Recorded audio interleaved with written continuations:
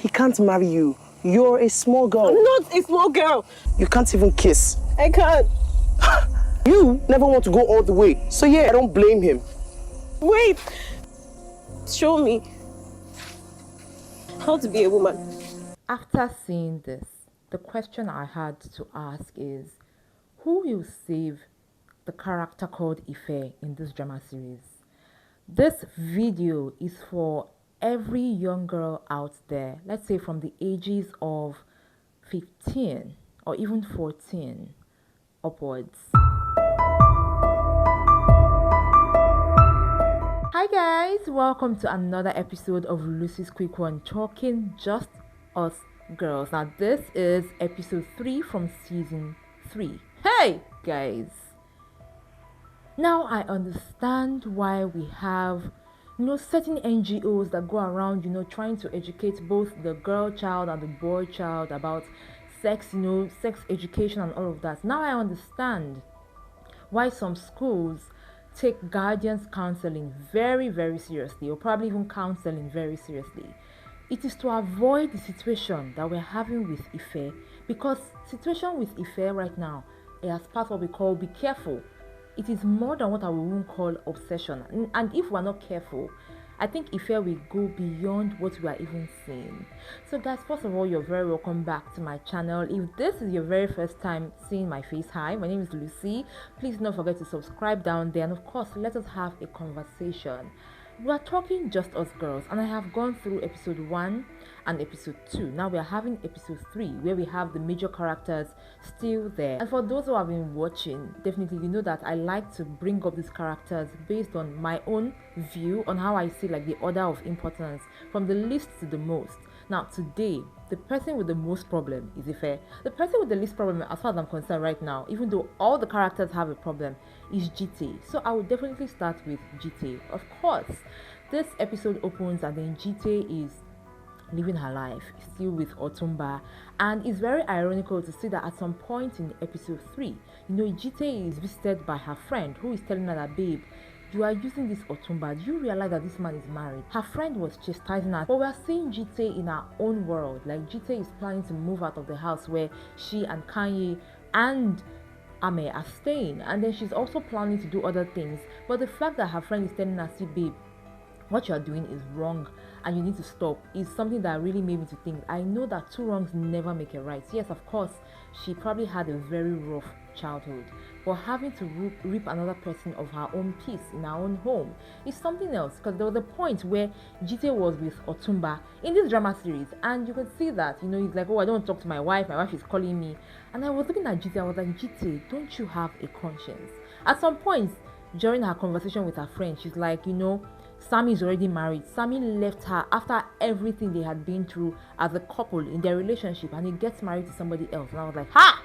Sammy's safe, like, nah. But he actually said it in season 2. He told Kanye that he doesn't want to marry Jite. But my problem is, if you don't really want to marry somebody, I think the earlier you let them know, the better. Do not waste their time, because repercussions will definitely come up. Now we're moving over from Jite to Ameh. You see that this episode actually starts with Ameh and Jermaine actually. Now Jermaine is talking to Ameh about how she got sacked, like how exactly did you lose your job? And she was like, the woman didn't like me and all of that. And Jermaine is like, there is something more to what you are telling me. And she's like, no, there's nothing about it and all of that. Of course, we already know that Ameh is struggling with a lot of things. And like I have been saying in most of the episodes, I've been saying that, there is something about Ameh that we do not know about. So apparently in episode 3, we are seeing Ameh reminiscing on her childhood. Ameh is a twin. And there was a part where they showed the clip where, Ameh and her twin sister were standing, and it was very obvious that a particular guy in their school liked Ameh's twin more than Ameh. And then this guy invites Ameh's twin to a party.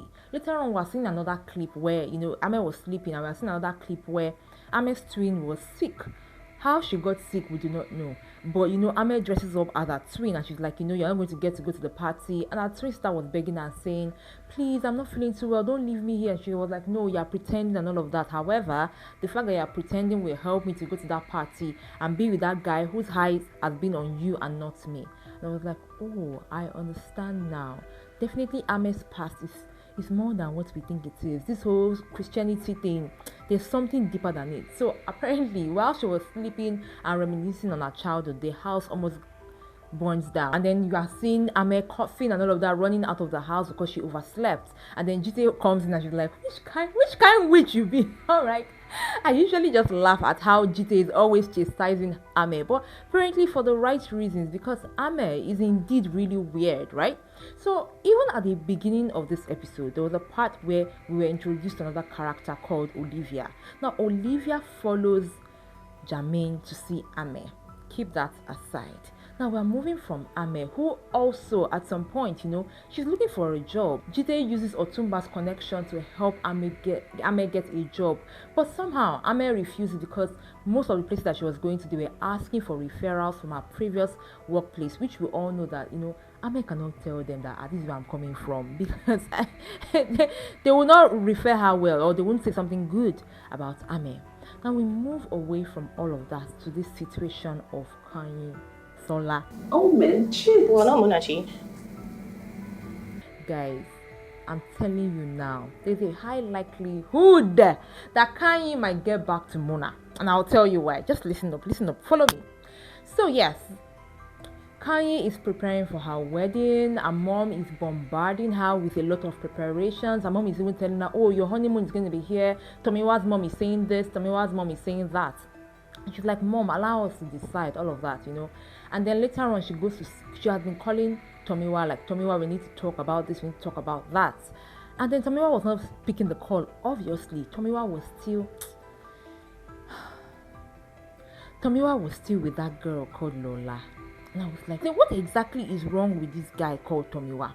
So yes, she has been calling him, he doesn't pick the call. She decides as the fiance, not even girlfriend, to go to his house, only for him to be coming down with Lola while she's in the house. And it's like he's telling Lola, oh, I'll call you.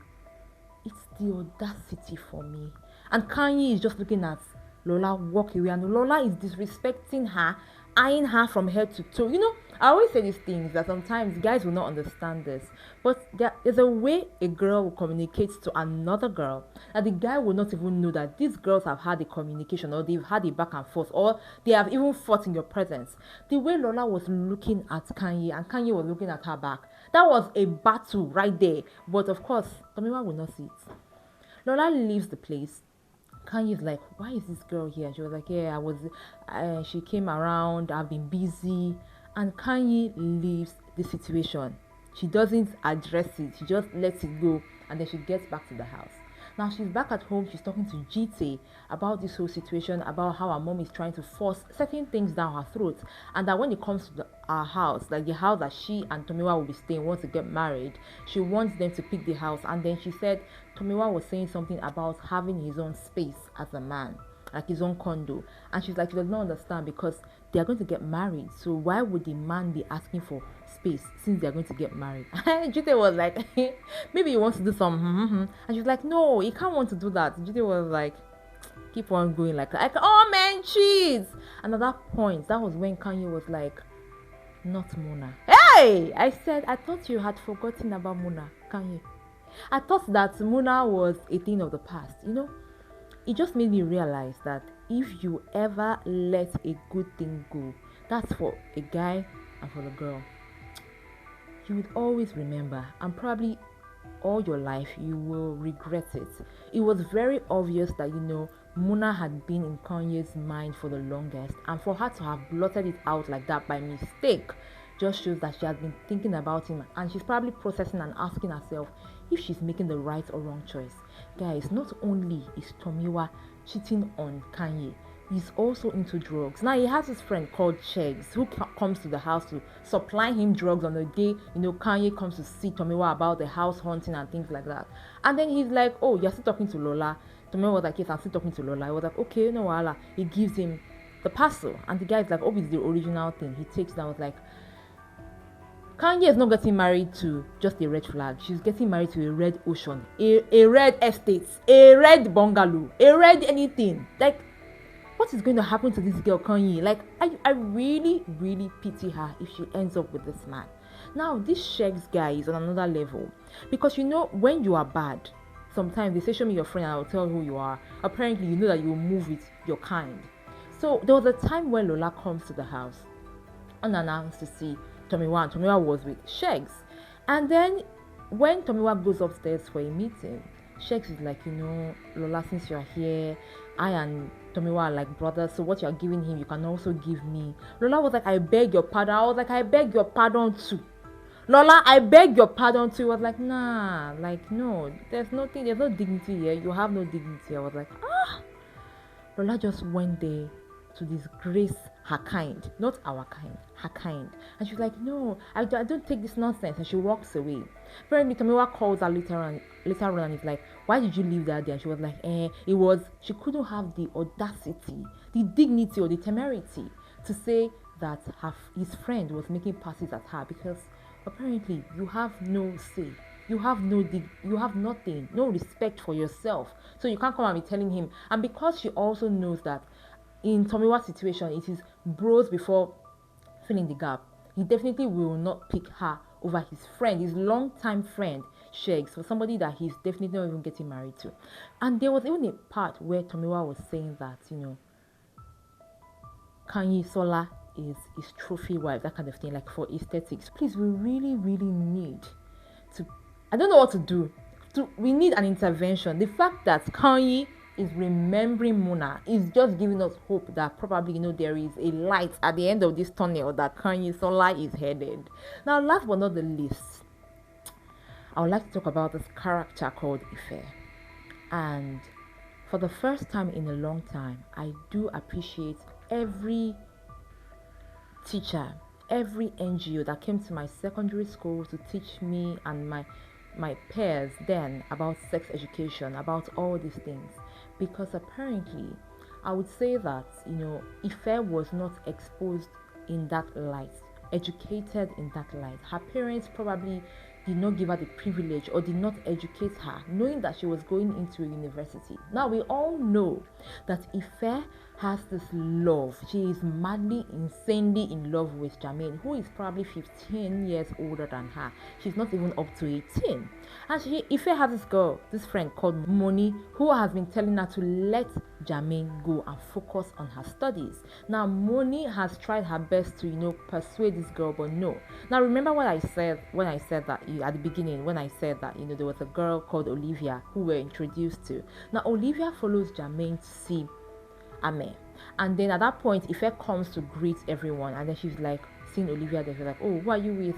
Are you with Ameh? And he was like, no. And she was like, okay, so who are you with? She now said, Jermaine. She now said, are you his girlfriend? And she said, yes. You know what I told you about those kind of girl rivalry that men will never get in this life?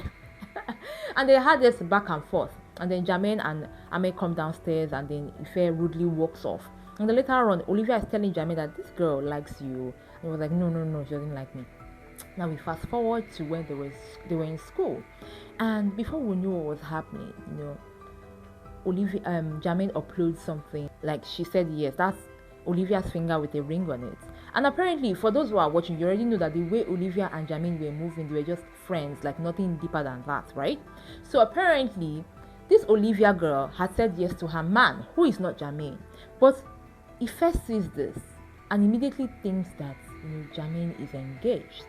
And then, she calls Ameh immediately and she starts crying. She's like, tell me it's not true. Unfortunately or fortunately, Jermaine and Olivia were there and they were like, let's go and celebrate this milestone. Let's go and celebrate this engagement. It's not easy for you to say yes and all of that. And then Olivia was corroborating the situation, this statement. And then Ife could hear all of these things and she cuts the call and then walks off from her study room, runs away to cry. Then she meets Kay. Remember Kay, who she doesn't like and who apparently likes her.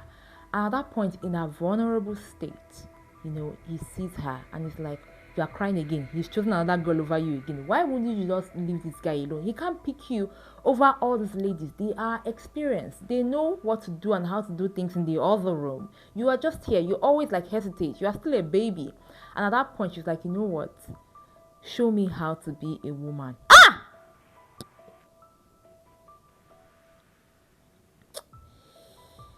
How do I tell Ife that sex does not make you a man or a woman? How do we communicate this information? there is more to life than just that. Like, you being a man and woman does not mean that it's just only sex. Sex is part of it, probably. But what makes you a man and a woman of integrity is not sex. But apparently, if Fed does not understand this, and then Kay is like, you know what, and don't waste my time. If I begin now, if I start touching you, don't stop me. And she was like, no, I won't stop you. Just tell me what to do. And then we end this episode. The reason I said this episode is good for girls between the ages of 14 and probably upwards is to help you understand that, life is not just about the feelings that you have. And whenever, like they said in the series, they said, bad information is worse than no information at all. Before you take a step, pray to God for the spirit of discernment and try your best. It's not always easy, but work hard to be around people that are good, people who understand life, people who have gone through life and are very good to give you, very good information. The problem about social media nowadays for me is this. Sometimes you will see things like, live life, make mistakes in your 20s, make mistakes in your teens, your 30s are for rebuilding. In another place again, you will see things like, you have to always be cautious about what you do, preserve yourself, protect yourself, your mental health, all of that. So sometimes, whenever you go to social media, you're always seeing like conflicting information about the same topic. But I need you to understand that, number one, there is no one size fits all situation, but there is always the good and the bad. There's always the right and the wrong. So always try your best to listen to the experiences of the older people in front of you. Because sometimes you always be like, they don't want me to live life. They don't want me to enjoy myself. They don't understand me. They don't understand how I feel. Girl, they have been your age before. So they definitely understand how you feel. It might not be the exact situation, but trust me when I tell you that they do understand how you feel. I am so grateful again for this drama series called Just Us Girls, because it sheds a lot of light on various things. Now, there was a sub character even in this drama series where they talk about something quite light that I would like to bring to the fore. Now, we had this guys called Ebuka and Mercy. Both of them are shop assistants to Jite in Jite's shop. And apparently you could see that Mercy is moody. She was complaining about the fact that her husband to be was picking a house on the mainland instead of the island, because that's where the bigger babes are. And Ebuka was trying to help her understand that the husband she's about to marry is trying to start life. You see this thing called comparison. It's a thief of joy. Live your life according to your means. Look at yourself and be happy with yourself. But no, Mercy was like, no, the man is selfish, is this and that. And Ebuka was like, you are also selfish. A lot of us usually forget. We're human. We cannot even say anything. We're human, and sometimes we forget. We compare. We're like, look at this person started at this particular time. This person started at this particular time. Why am I still here? But I like the fact that they pass a subtle message about the effects of comparison. Now, coming back to the major characters in this drama series called Just Us Girls, we end this episode with Ameh getting a job. Apparently, that's what she said. But she gets a job as a waitress in a restaurant. And apparently, it just opens Ameh to as many alcoholic drinks as possible. I don't know how this is going to turn out for her in the end, but I am waiting to see. But again, guys, we need to pray for Kanye. We really need to pray for her, because where she's headed, I do not understand. Even where Jite is headed, I do not understand. Where they are all headed, I do not even understand. But let me know what you think about each of those characters in the comment section. I got you with more right here on this channel. Till next time, remember to enjoy every moment. Mwah. Bye.